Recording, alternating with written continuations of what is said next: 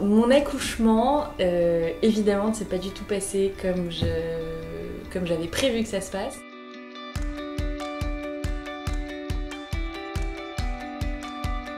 J'en avais pas du tout parlé, à part à mes proches, très proches avant l'accouchement.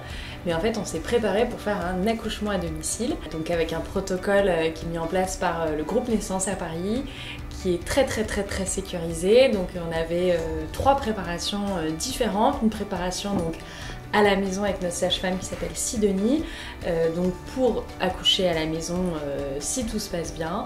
Une préparation avec un niveau un peu plus médicalisé au-dessus, donc une préparation qu'on appelle en plateau technique, avec toujours notre sage-femme Sidonie, donc à la clinique Jeanne d'Arc, qui est la clinique partenaire du groupe Naissance, pour si jamais il y a un problème sur la fin de la grossesse, donc par exemple un bébé en siège ou si j'avais eu de la fièvre avant d'accoucher. Et ensuite il y avait un niveau supérieur qui est à la Pitié-Salpêtrière, et où donc là j'aurais été accouchée par les médecins de la Pitié si on avait eu un vrai gros problème médical, donc typiquement une hémorragie très grave, etc. Donc en fait on a ces 3 paliers là qui permettent donc de couvrir un peu tout le champ des possibilités, en sachant que le but c'était quand même d'accoucher à la maison. Alors pourquoi je voulais accoucher à la maison? Déjà, aucun rapport avec le Covid. Accoucher à la maison, c'est quelque chose qui commence à séduire de plus en plus de mamans, parce qu'il y a eu toute cette vague d'accouchement pendant l'épidémie du Covid, où il fallait accoucher avec des masques, ou en tout cas porter les masques pendant le travail, et ça a été très traumatisant pour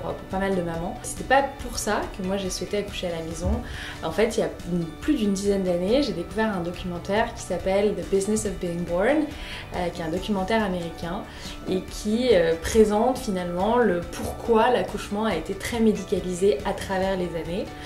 C'est un mouvement qui vient un peu des États-Unis, et je trouvais ça très poignant. Et en fait, depuis une dizaine d'années, je me disais, si jamais un jour j'ai la chance d'avoir un enfant, je voudrais essayer d'accoucher à la maison.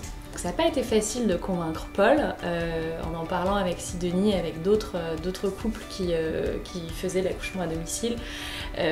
C'est vrai que c'est souvent très angoissant quand on commence à en discuter, et en même temps les sages-femmes et les professionnels de santé savent très bien répondre aux angoisses potentielles des parents, que ce soit les papas ou les mamans. Et c'est vrai que le fait d'avoir ces différents paliers et tout ce suivi qui est quand même très régulier, et ces préparations qui sont quand même très intenses, permettent vraiment de sécuriser un petit peu tout le champ des possibles, et au final c'est très rassurant pour tout le monde. Moi, ce que je ne voulais pas du tout, c'était en fait avoir un accouchement médicalisé s'il n'y avait rien de médical entre guillemets de mon côté. Pour moi, l'accouchement c'était quelque chose de très naturel.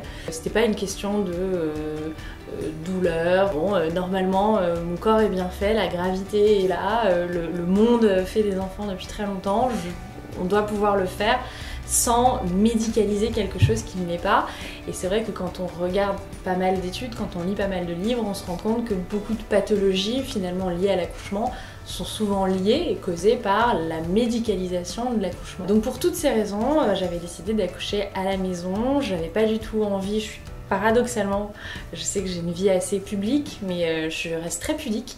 J'avais pas du tout envie de me retrouver nue devant des gens que je connaissais pas. J'avais pas du tout envie de changer 2, 3, 4, 5 fois de sage-femme. J'étais aussi très sensible au mouvement une femme égale une sage-femme, donc je croyais vraiment dans la vertu d'avoir quelqu'un qui me connaissait, me comprenait et allait rester avec moi du début à la fin. Et c'est vrai que dans l'accouchement à domicile, Sidonie est restée avec moi du début à la fin de mon accouchement. Donc notre accouchement à nous, évidemment, ne s'est pas passé comme prévu.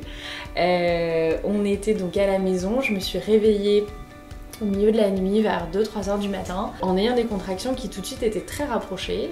Je m'attendais pas du tout à ça, parce que c'est vrai que dans toutes les préparations on nous explique que la phase de pré-travail c'est une phase où on va avoir une contraction qui va durer 30 secondes toutes les 45 minutes. J'ai pas du tout eu ça, moi je suis passée directement au niveau, la contraction dure 1 minute et elle revient toutes les 2-3 minutes. J'ai une application qui time les contractions et qui me dit au bout de 5 contractions, on va à l'hôpital. Donc j'appelle ma sage-femme qui me dit non, t'inquiète pas, tout va bien, tranquille, il se passe rien. Donc je suis bon quand même. En fait, je passe la fin de la nuit, elle me dit je viendrai en début de matinée.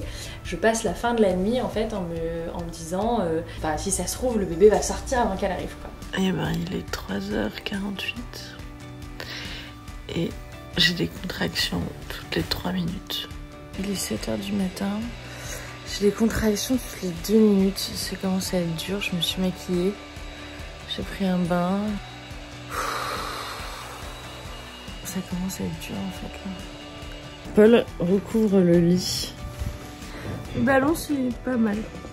C'est peut-être la position la moins désagréable. Et finalement quand ma sage-femme arrive, elle me dit oui bah, tu n'es pas encore à 1.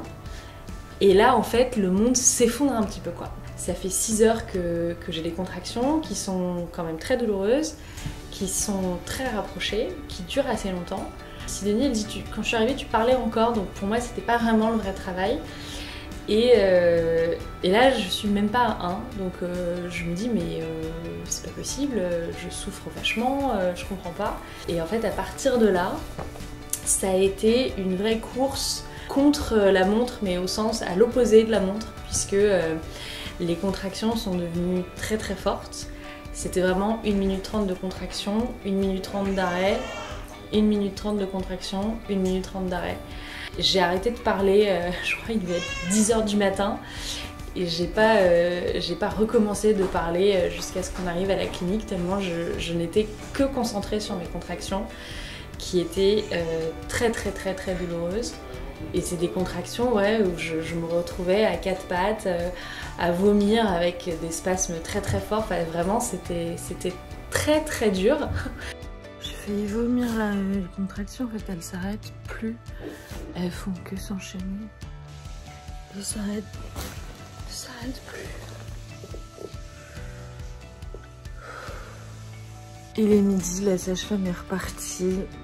Je suis au bout du rouleau. Et c'est vrai qu'arrive un moment où je me dis mais en fait je ne vais jamais y arriver quoi. J'ai eu 17 heures de contraction et j'étais toujours pas à 2 cm de dilatation. Et donc là je me suis dit mais en fait je vais mourir, c'est pas possible, je sais pas du tout comment ça va se terminer. Donc à ce moment-là on décide de partir à la clinique pour me poser une perfusion pour accélérer les contractions et me mettre une péridurale pour supporter finalement les contractions qui deviennent de plus en plus rapprochées. Et c'est à ce moment-là que tout se passe mal, puisque en fait le rythme cardiaque de mon bébé le supportait pas, et donc il est devenu bradycarde très vite, avec son rythme cardiaque qui descendait très bas et qui remontait très haut. Donc les 2-3 premières minutes, on se dit bon, c'est le temps de l'injection. Et puis ça dure un quart d'heure, 20 minutes, une demi-heure. Et voilà, et je vois son rythme qui descend, qui est aux alentours de 160, qui descend, 110, 90, 60, 50. Ah, et puis ça remonte jusqu'à 160, et après 170, 180, 190, 200, 210, 220. Et ça fait le yo-yo comme ça. Et donc l'avantage d'être en plateau technique à Jeanne d'Arc, c'est que en 10 minutes, on prend la décision. Et je dis on parce que à aucun moment je me suis dit on me vole mon accouchement, etc. Pas du tout. Je voyais mon bébé qui était pas bien et qui avait besoin de sortir. Et donc on a pris la décision de faire une césarienne en urgence parce que c'était la seule chose qui pouvait le sortir très vite pour être sûr qu'il soit en bonne santé. Et donc c'est vrai que c'est vraiment le grand écart absolu entre faire quelque chose de pas du tout médicalisé, très humain, très dans ma maison avec mes chiens, avec mon mari, et se retrouver en césarienne en urgence en bloc opératoire. Après moi je me suis fait opérer plusieurs fois dans ma vie, donc j'ai pas mal vécu ça. C'était plus impressionnant pour Paul qui a jamais subi d'opération. L'équipe médicale a été merveilleuse et je pense que ça fait aussi partie du pourquoi ça reste un très bon souvenir, parce que la chirurgienne qui m'a opérée m'a demandé de pousser pendant l'expulsion pour en fait elle a ouvert, et à partir du moment où elle voyait la tête du bébé, elle me dit je vais quand même vous demander de pousser parce qu'en contractant moi ça va m'aider à le sortir, donc j'ai pu pousser. C'était un peu rigolo et voilà, et ça reste un très beau souvenir d'avoir mon bébé qu'on pose sur qu'on a tout de suite posé en peau à peau avec Paul juste à côté. Et puis voilà, on l'a gardé en peau à peau 3 minutes, et puis après évidemment il est parti faire plein de tests pour vérifier qu'il allait bien. Et au final il est très bien, donc c'était vraiment la bonne décision à prendre de le sortir en urgence. Et maintenant j'ai une belle cicatrice pour m'en souvenir.